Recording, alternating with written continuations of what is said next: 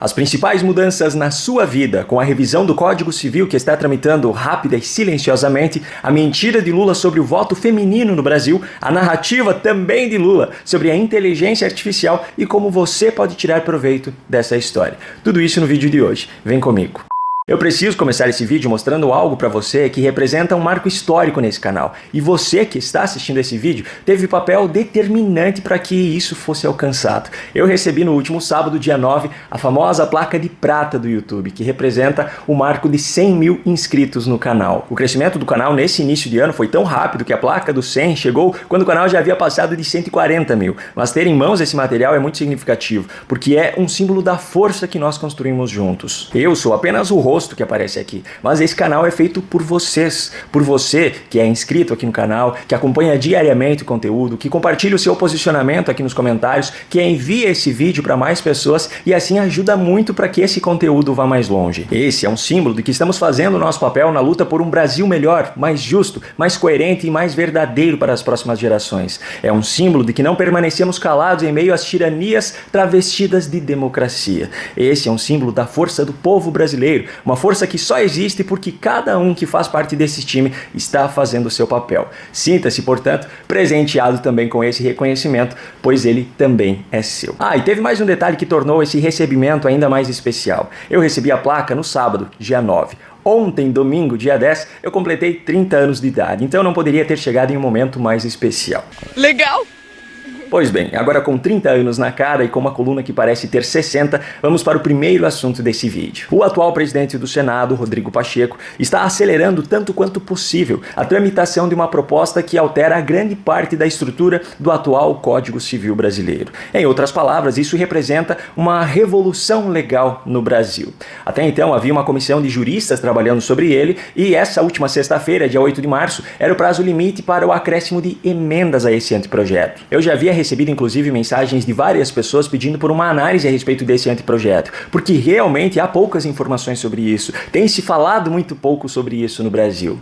Dentro da minha rotina de trabalho, com a disponibilidade de tempo que eu tenho hoje, seria impossível eu ler todo o texto desse anteprojeto em função da sua extensão, para que conseguisse analisar ponto a ponto o que muda e o que não muda. Mas eu trago aqui alguns pontos que já foram destacados em comum pela Gazeta do Povo e pelo site Jus Brasil. Segundo essas duas fontes, esse novo Código Civil, como está sendo chamado, atende a demandas abortistas, demandas da agenda woke e de ideologia de gênero e propõe ainda mudanças radicais nos conceitos legais de família e pessoa. Um dos trechos destacados foi o parágrafo 1º do artigo 1511-A, que diz o seguinte: a potencialidade de vida humana pré-uterina ou uterina é expressão de dignidade humana e de paternidade e de maternidade responsáveis. A análise sobre esse texto leva ao entendimento de que o bebê durante a gestação não seria considerado como uma vida humana, mas apenas como uma vida em potência.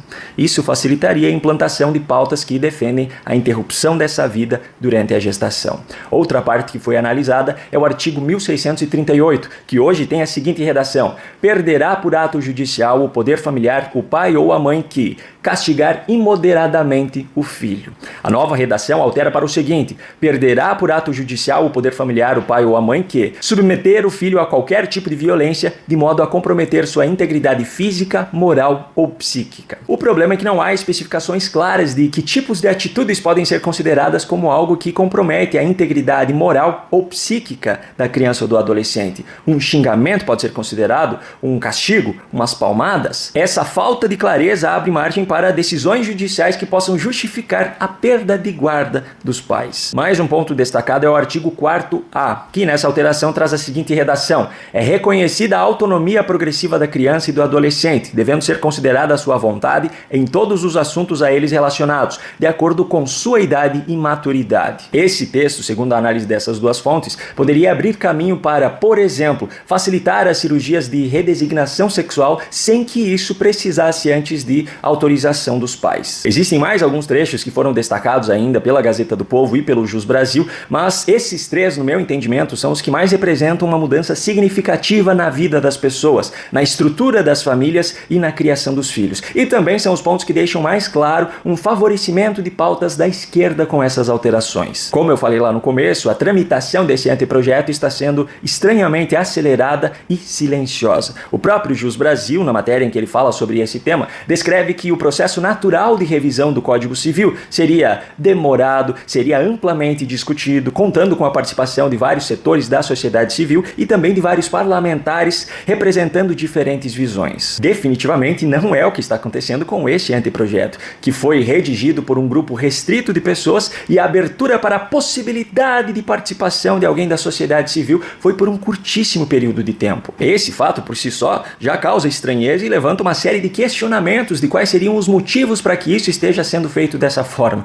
Mas, sinceramente, o que dentro do meio político brasileiro hoje não nos causa desconfiança? Bom, deixando agora de lado o Código Civil, no aguardo dos próximos capítulos, eu trago aqui 2 pontos de um discurso que Lula fez ainda na sexta-feira, em função do Dia Internacional das Mulheres. Ele participou na sexta de um almoço com servidoras do governo, em função justamente da data comemorativa. E nesse almoço, ele fez um breve discurso. O primeiro ponto que eu trago aqui é algo que, dependendo da boca de quem sai, pode ser chamado de imprecisão, de engano, ou, como eu prefiro chamar, de mentira. Então, essa evolução que a gente está tendo no Brasil, ela é muito nova. É importante lembrar que o primeiro voto de mulher no Brasil se deu em 1934, numa conquista na justiça por uma companheira da cidade de Mossoró, do Rio Grande do Norte. Sabe? Não é fácil. Segundo ele, o primeiro voto de uma mulher no Brasil aconteceu em 1934 e ainda em função de uma conquista na justiça. A ministra das Mulheres, Cida Gonçalves, e Janja, acenando com a cabeça, confirmaram. Mas será que essa informação é verdadeira? Bom, para descobrir isso eu vou contar com a ajuda do meu amigo ChatGPT, e você já vai entender o porquê dele. Quando aconteceu o primeiro voto de uma mulher no Brasil? De fato, foi uma mulher de Mossoró, no Rio Grande do Norte, como disse Lula, mas não em 1934, foi em 1928. Antes ainda do ano de 1934, citado por Lula, o voto feminino foi incluído na legislação brasileira através da promulgação do Código Eleitoral Provisório, em 1932. Com isso, o direito ao voto foi garantido para as mulheres em todo o território nacional. Um bom passador de pano do petista diria que ele apenas se enganou com a data, que é um engano comum de acontecer na idade dele. Mas eu lembro que por muito menos que isso, ele já desce além em qualquer opositor. Então ele merece sim ser corrigido, ser desmentido nos mínimos detalhes. Enfim, após o uso do ChatGPT, que é uma inteligência artificial, e após essa demonstração ou da falta de inteligência humana de Lula, eu trago aqui a próxima e principal fala dele nesse evento. No nosso governo, eu sempre digo que ontem eu fiz uma reunião para discutir inteligência artificial. E é um tema tão complicado para a minha cabeça que eu disse para os caras o seguinte: eu estou cansado de ouvir teoria. Eu estou cansado de ouvir falar nesse bicho de inteligência artificial. Um país que tem tanta gente inteligente, para que precisa de inteligência artificial? Por que não utilizamos da inteligência humana que nós já temos aqui?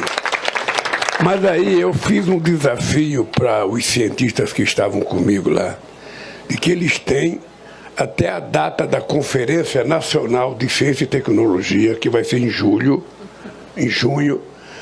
para que o Brasil apresente ao mundo uma proposta de inteligência artificial feita em português brasileiro, feita por brasileiros e brasileiras, para que a gente não fique a reboque das chamadas economias ricas, sabe, desse mundo, para a gente ter os nossos triunfos. Primeiro, usar a inteligência humana como argumento contra a inteligência artificial em um país que, mesmo após tudo que foi feito pelo PT nos seus governos anteriores, mesmo após todos os casos de corrupção, ainda assim, segundo o TSE, 50% dos eleitores votaram no PT, francamente, a inteligência humana não anda muito em alta por aqui, não. E segundo, Lula cobrou que até julho seja apresentado para o mundo uma proposta de uma inteligência artificial disponível em português brasileiro e desenvolvida no Brasil. Lula até poderia se passar por um herói do desenvolvimento tecnológico no Brasil, se não fosse pelo fato de que já existe há muito tempo o ChatGPT, por exemplo, que é uma inteligência artificial e que está disponível em português, e no português do Brasil. E eu aproveito o próprio ChatGPT para verificar se a outra parte da fala de Lula faz sentido. Existe inteligência artificial desenvolvida no Brasil? Sim, existe, tanto no meio acadêmico quanto no setor privado. Eu peço então que o ChatGPT me cite um exemplo de uma ferramenta de inteligência artificial que tenha sido desenvolvida no Brasil. Ele cita o exemplo do Watson, criado inicialmente pela IBM, mas adaptado e expandido em suas funcionalidades especificamente para o mercado brasileiro. E outro exemplo citado é o da plataforma Alice, desenvolvida pela startup brasileira DataH. Ou seja, essa história aí de Lula estar pedindo que seja apresentada uma proposta para o mundo até julho é na verdade a mesma situação da tal lei da igualdade salarial entre homens e mulheres. Já existia desde a década de 40 uma lei que tratava sobre isso. Mas aí agora, nesse novo mandato, o governo Lula criou uma nova lei dizendo a mesma coisa, só que com outras palavras, mas Lula vende pelo mundo a ideia de que foi ele e o seu governo que criaram a lei que garante a igualdade salarial entre homens e mulheres. A inteligência artificial, como você acabou de ver, está aí, disponível em português e também sendo desenvolvida no Brasil. Mas o governo Lula, assim que tiver algo em mãos, vai apresentar para o mundo como se Lula tivesse introduzido essa tecnologia no Brasil. E por falar em inteligência artificial e em ChatGPT, eu preciso confessar para você uma coisa. Eu fiquei muito impressionado com o que essa ferramenta é capaz de entregar hoje. Eu já havia usado o ChatGPT algumas vezes para fazer algumas pesquisas, mas aí me foi apresentado um curso sobre essa ferramenta. Meu amigo, eu descobri que ele só não faz pão ainda porque não dá para enfiar farinha no computador ou no celular, mas todo o resto que você imaginar, ele já é capaz de entregar. Se você precisa de uma pesquisa detalhada sobre um assunto, ele monta para você. Se você precisa da própria receita do pão, já que ainda não dá para fazer no computador ou celular, ele dá para você. Se você quer criar uma imagem específica, escrevendo os detalhes nessa imagem no chat, ele cria para você. Esse recurso é da versão paga, mas tem também a versão 100% gratuita do chat. Se você precisa programar um software ou aplicativo que faça determinada tarefa que você precisa e você não tem nenhuma noção de programação, ele faz para você. Se você precisa de um relatório, precisa de análise de dados, precisa criar um roteiro para uma apresentação, tudo o que você imaginar, hoje essa tecnologia é capaz de entregar pronta para você. Obviamente o ChatGPT não está livre de erros, mas se utilizado de forma inteligente, ele pode sim ser uma ótima ferramenta para otimizar o seu trabalho, para facilitar ou automatizar algumas tarefas, para economizar seu tempo de trabalho, que é como eu estou utilizando hoje aqui para fazer várias coisas na própria criação de conteúdo. Ou ainda, se você assim quiser e estiver disposto a dedicar um pouco do seu tempo para aprender como fazer isso, ele pode ser uma ferramenta utilizada para gerar uma renda extra, como por exemplo através da produção de vídeos para o YouTube, sem que você precise aparecer nesses vídeos. Coincidentemente, eu me deparei também ontem com uma matéria sobre um cidadão que foi aprovado em 5 concursos de cartório e ele relata que usou justamente o ChatGPT para estudar.